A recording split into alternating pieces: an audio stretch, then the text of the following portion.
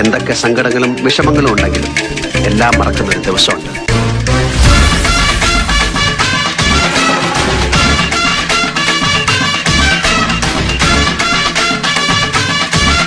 നമ്മൾ കുറെ സാധനങ്ങളായിട്ട് വന്നിട്ടുണ്ട്.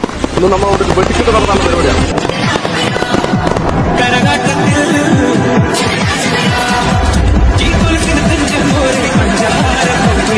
അപ്പൊ തുടങ്ങാം അല്ലേ?